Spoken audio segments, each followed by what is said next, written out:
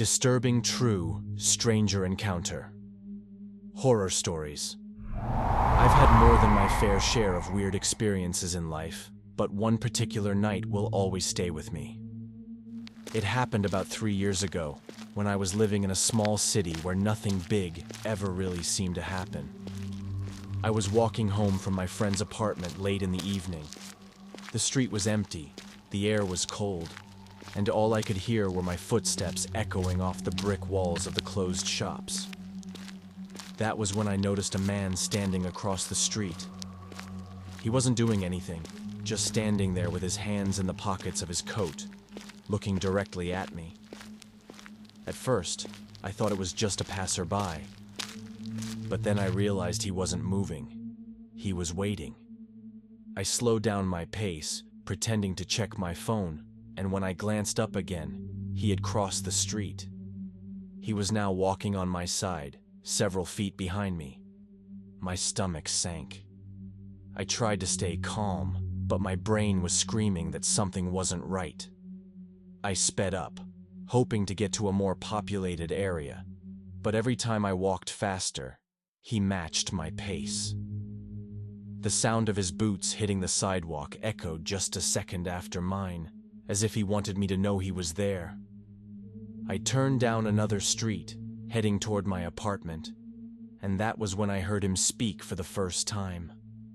His voice was low, almost whispering, but it carried through the night. "Why are you walking so fast?" he asked. I froze but didn't respond.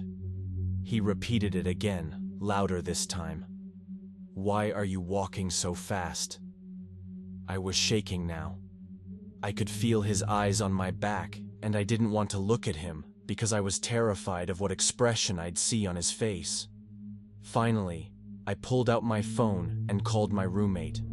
I said loudly, "Yeah, I'm almost at the corner. Can you meet me outside?" It was a lie, but I wanted whoever this man was to hear it.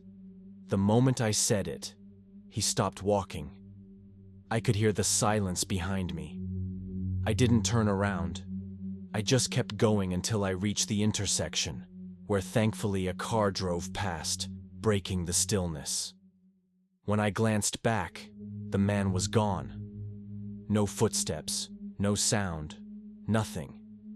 I ran the rest of the way home, heart pounding so hard I thought I might pass out. To this day, I don't know what he wanted, but I know if I hadn't pretended to be meeting someone, that night might have ended very differently. The second story happened to me when I was driving back from a late-night shift.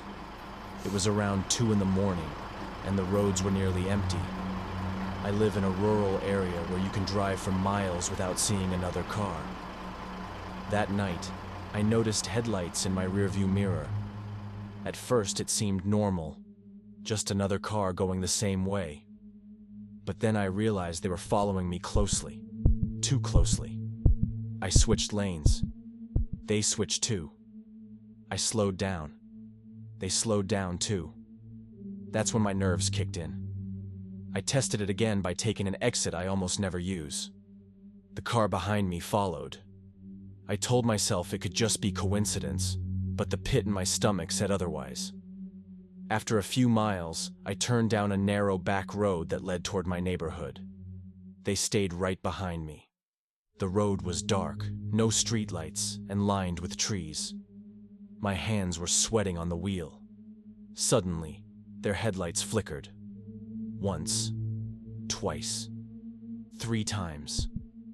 I didn't know what it meant, but it sent a wave of panic through me. I pressed the gas and tried to lose them. My car wasn't fast, but I pushed it as much as I could. The road twisted, and for a second I thought I might have a chance. But then, just as quickly as they had appeared, the headlights behind me turned off. Complete darkness. I couldn't even see the outline of the car anymore. I drove home shaking, half expecting them to pull into my driveway behind me.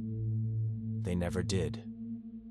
The next morning, I checked the news to see if maybe there had been reports of strange vehicles harassing drivers, but there was nothing. I don't know if it was someone playing a cruel game or if their intentions were worse, but I'll never forget how it felt driving down that dark road with no one else in sight and headlights burning into the back of my skull. The third encounter wasn't mine personally, but it happened to my sister, and it was enough to make our whole family paranoid for weeks. She was at the grocery store one afternoon, shopping like normal. While she was looking at cereal, a man came up behind her and said, "You dropped something." She looked down, but nothing was there. When she looked back up, the man was smiling at her, too wide, like his face didn't quite know how to make a normal expression. She laughed awkwardly and walked away. A few minutes later, she saw him again in another aisle. He wasn't shopping. He had no cart, no basket, nothing. He just stood there, staring at her. She texted me, telling me about the weird guy, and I told her to keep an eye on him. When she went to check out, the man got in line behind her, even though he still had nothing to buy.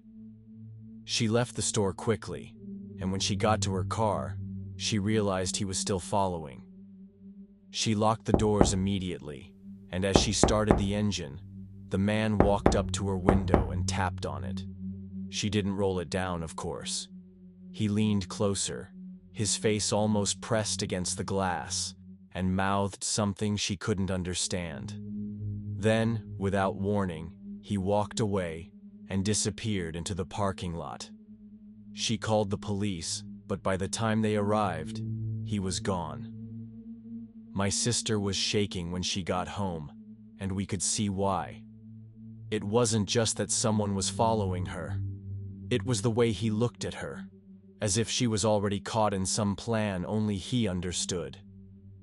The last story is the one that unsettles me the most, because it has no real ending.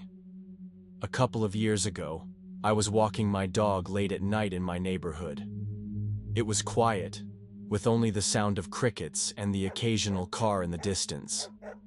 My dog suddenly stopped, ears perked up, growling low in his throat.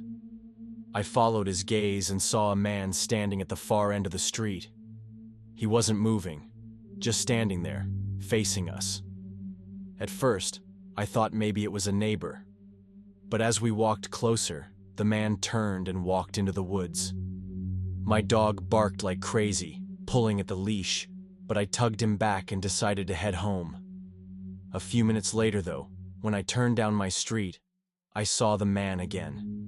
This time, he was closer, standing under a street light near my house. I froze. My dog barked louder, and I yelled out, "Can I help you?" The man didn't answer. He just tilted his head to the side like he was studying us.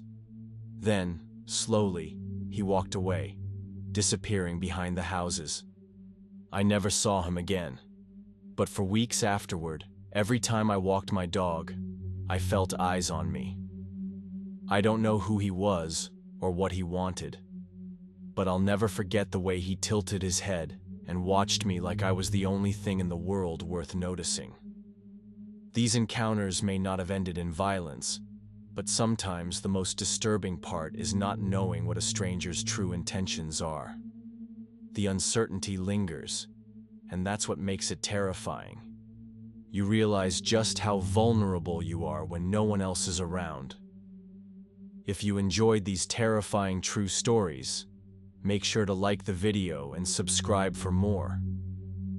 And if you've ever had a disturbing encounter yourself, share it in the comments.